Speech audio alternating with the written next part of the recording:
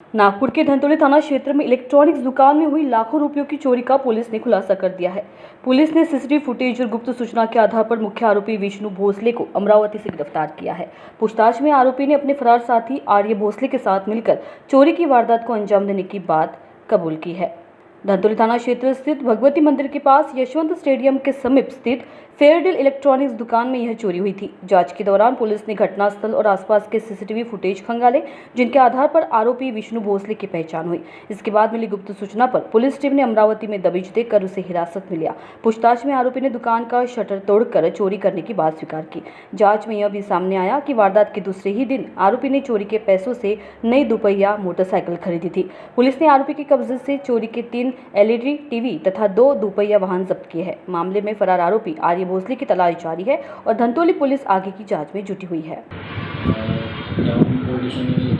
दिनांक 27 रोजी गुन्हा दाखल करण्यात आला अज्ञात आरोपीविरुद्ध। सदर गुन्हा दाखल झाल्यानंतर सदर गुन्ह्याच्या तपासात सदर परिसरातील CCTV फुटेजची तपासणी केली, तसेच इतर तांत्रिक पुराव्याच्या आधारावर सदर गुन्हा हा अमरावती येथील धामणगाव येथील विष्णुजी नेत्रपाल भोसले व त्याच्या साथीदार यांनी मिळून केल्याचे समजले। एक तपास पथक PSI बकाल साहेब आणि त्यांची टीम यांना सदर ठिकाणी पाठवले। त्यांना शोध घेतला असता विश्वजित नेत्रपाल भोसले हा मिळून आला। त्याच्या ताब्यातून 3 TV सदर ठिकाणी चोरी गेलेल्या 3 TV, 2 सोनी कंपनीच्या, एक ओनिडा कंपनीची TV आणि सदर गुन्ह्यात चोरीसाठी वापरलेली मोटारसायकल आणि सदर दुकानातून चोरी केलेल्या रकमेतून आरोपीने दुसऱ्या दिवशीच लगेच एक नवीन मोटारसायकल खरेदी केली होती। ती मोटारसायकल पण जप्त करण्यात आलेली आहे। असा एकूण 2,25,500 रुपयाचा मुद्देमाल जप्त करण्यात आलेला आरोपीला अटक करण्यात आली असून अधिक तपास चालू आहे। आरोपी कोणत्या उद्देशाने चोरीचे प्रकरण करायचे याआधी त्याने अशा घटनांना अंजाम दिलेला आहे का? त्याची पार्श्वभूमी काय आहे? यापूर्वी पण त्याच्यावर चोरीसाठी गुन्हे दाखल आहेत। आता सदर विभागातून त्यांनी जवळपास 3 लाखाच्या रक्कम आणि 4 टीव्या असे जप्त केलेल्या आहेत, आपल्या चोरी केलेल्या आहेत।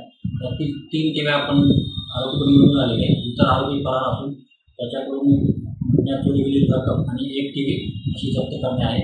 आरोपीचा शोध सुरू आहे। याआधी सुद्धा नागपूर शहरात झालेल्या अशा चोरी प्रकरणांवर आता नागरिकांनी कशी सतर्कता घ्यावी आणि जे की दुकानदार आहेत त्यांनी काय सतर्कता घ्यावी, काय आवड राहणार आपल्याला? कोणाच महत्त्वाचं आहे, CCTV लावणे महत्त्वाचे आहे। CCTV पण चांगल्या क्वालिटीचे असायला पाहिजे। CCTV दुकानाच्या आतील बाजू आणि दुकानाच्या बाहेरील बाजू, म्हणजे रस्ता जो त्यांच्या दुकानाकडे येतो तो रस्ता कव्हर झाला पाहिजे। बरेचसे दुकानदार किंवा घर जे असतात ते फक्त आपला गेट आणि दरवाजा कव्हर अशा प्रकारे CCTV लावतात। तसं नव्हता एखादा तरी कॅमेरा हा रस्त्याच्या साईडला असतो, की कुठल्या रस्त्याने कोण येतोय त्याचा चेहरा वगैरे आला पाहिजे, अशा प्रकारे कॅमेरा लावला पाहिजे। आणि सिक्युरिटी गार्ड किंवा जे असतील त्यांच्या दुकानात ठेवलेले परिसर त्यांना रात्री सतर्कपणे ड्युटी करण्याबाबत आणि त्यांना पण चेक करायला पाहिजे की ते ड्युटी करत आहेत आपली व्यवस्थित।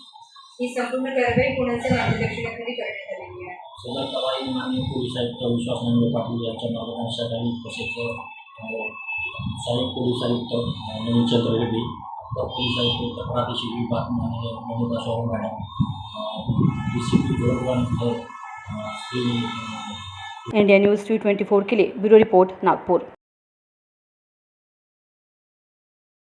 क्या आपके चेहरे पर आ गई है असमय झुर्रियां, त्वचा पर काले दाग या फिर ऑर्थोराइड्स प्रॉब्लम जैसे कि कमर या घुटनों का दर्द, बालों का झड़ना और असमय बालों का सफेद होना, सीने में जलन, पेट फूलना तथा एसिडिटी और इन सभी प्रॉब्लम से आप हो गए हैं बेहद परेशान?